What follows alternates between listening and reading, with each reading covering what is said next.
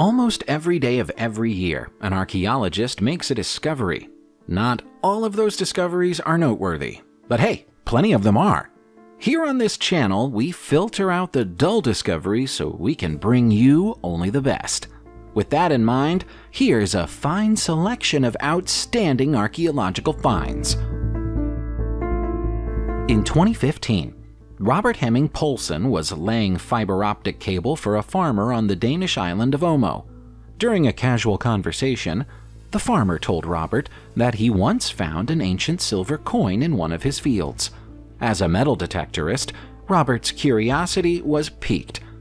He went and got his metal detector, and before long, he'd found a hoard of 1,000-year-old silver.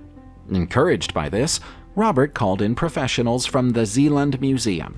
They sent more archaeologists back to the field, which eventually yielded 550 fragments of silver, including 10th century jewelry and plenty of coins.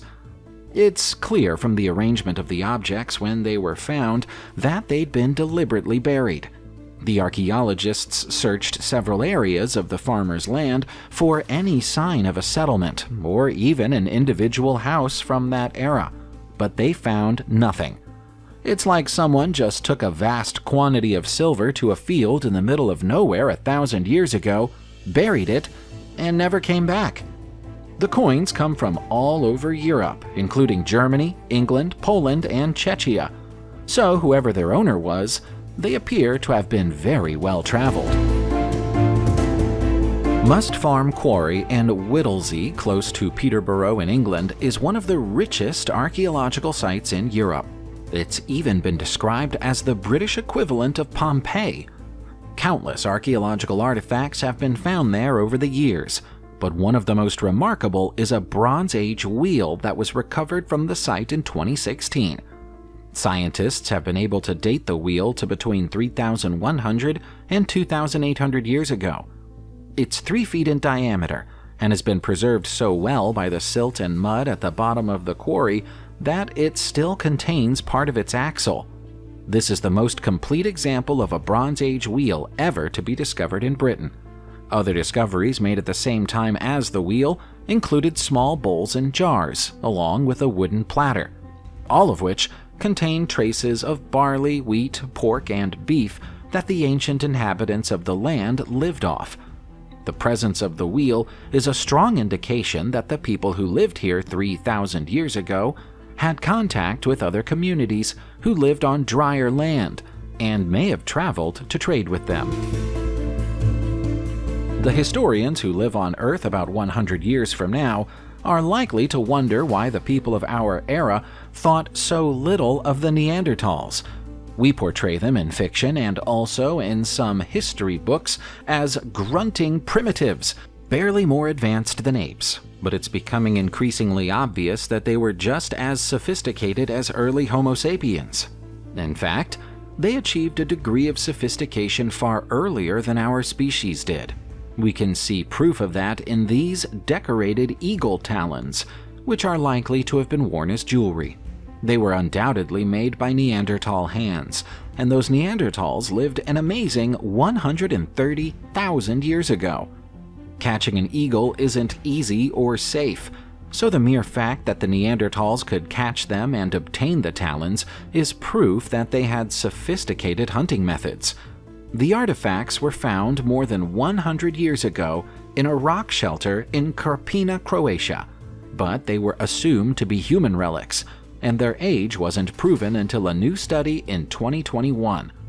Decorating the talons is clear evidence of symbolic thought and expression, which are traits that historians once thought Neanderthals to be incapable of. There's an old ring in the Swedish History Museum which might have a lot to tell us about the history of relations between the Viking world and the Islamic world. It's a finger ring, and it was found in a grave from the 9th century in the town of Birka, which is on the Swedish island of Björkö during the 19th century. Upon the ring is an inscription in Arabic Kufic writing.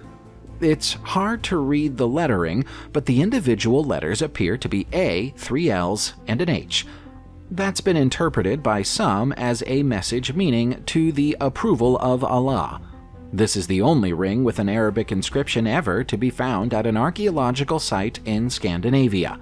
It's in such good condition that experts believe it was rarely worn and may never have been worn at all.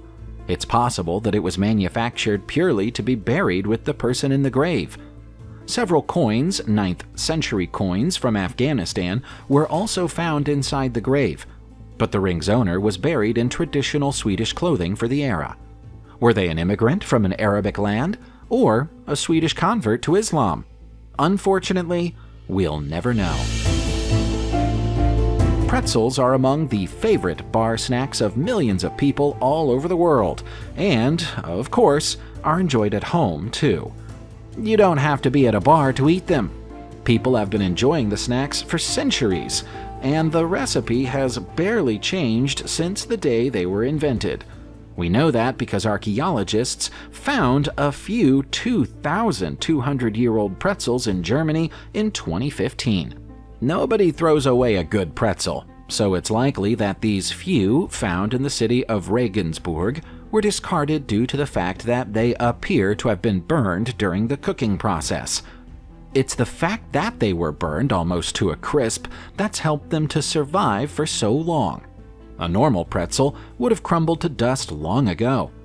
According to Dorothy Ott, who is both the spokesperson for the Bavarian Office for Historical Conservation and something of a pretzel expert, the only difference between these pretzels and the ones you'd buy today is that the older ones were apparently much smaller. They might not be the most significant find of all time, but they've still gone on display at the city's historical museum. In 2017, Chinese archaeologists working at a site in Henan province came across an enormous funeral pit. Inside it, they found multiple chariots and the remains of more than 100 horses. Historians are certain that this is the final resting place of an ancient lord of considerable importance, but they can't find anything in the pit to confirm his name. Based on the evidence, the funeral took place about 2,400 years ago. If the person buried here is a lord, he'd have been a lord of the Zhang state. Regrettably, the tomb was looted in antiquity. Anything precious would have been taken from the tomb during the raid, and that likely includes anything that may have identified its human occupant. However, they left behind a stunning chariot, probably because it was too big to remove. It's 8 feet long, 6 feet wide, and adorned with bronze and bone.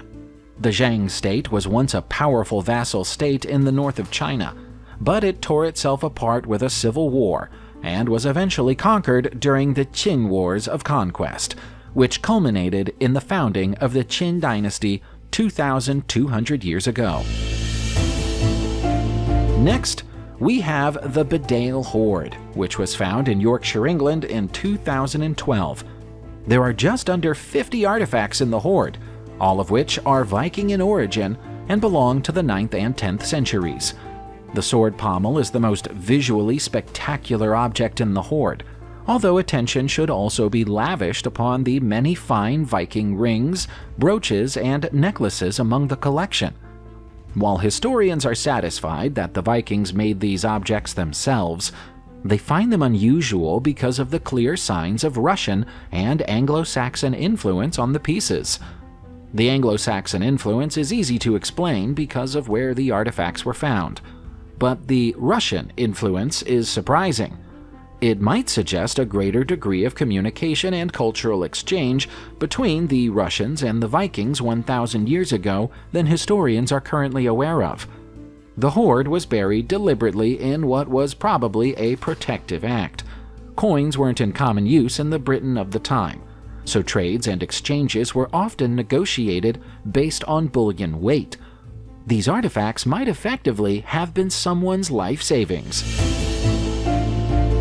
When we think of people who lived thousands of years ago, we tend to imagine them either dressed in animal skins or, after that, wearing long flowing robes or tunics. It might therefore surprise you to hear that a pair of 3,000-year-old trousers were found in a Chinese grave in April 2014.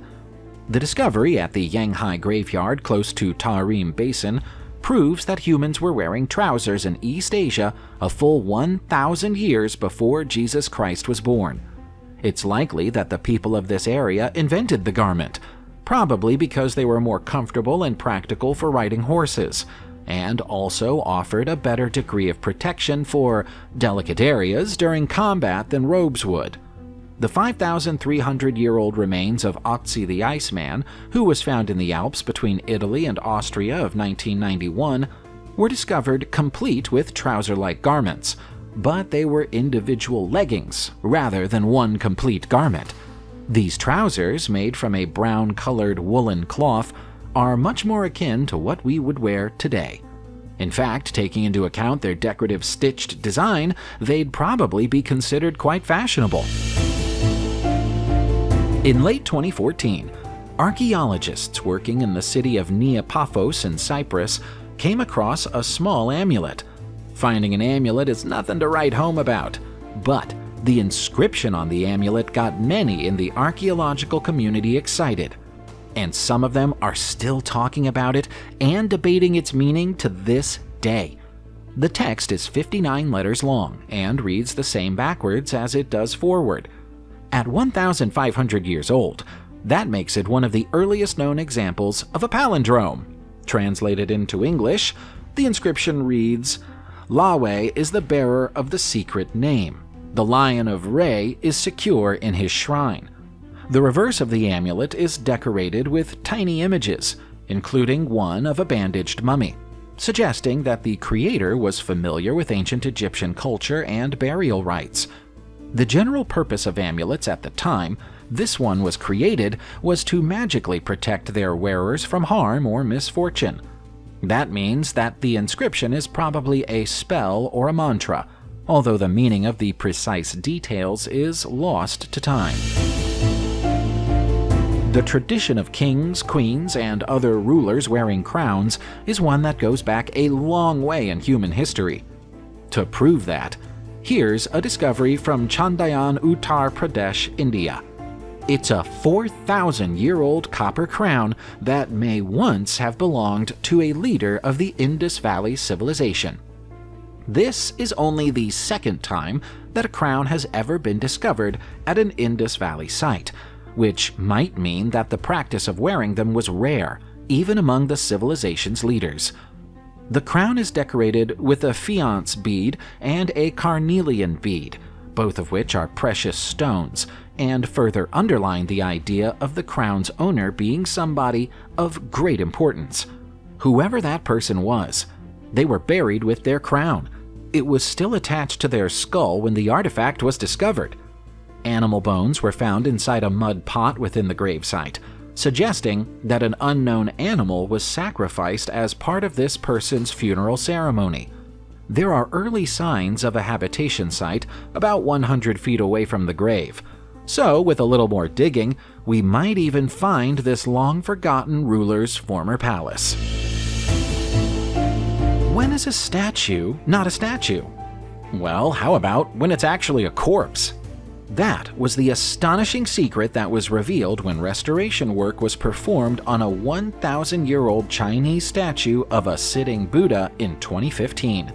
The owner of the statue took it to an expert to restore it, but the expert quickly realized there was a cavity inside the icon and promptly called for backup.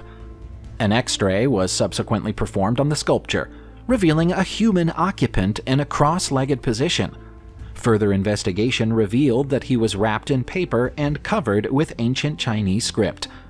From that, we know that he was a monk named Liu Quan, and he almost certainly mummified himself on purpose according to a rare and ancient tradition that involved following a strict diet and then ingesting poison to ward off maggots. The process was difficult, and any monk who achieved it was usually revered by their peers.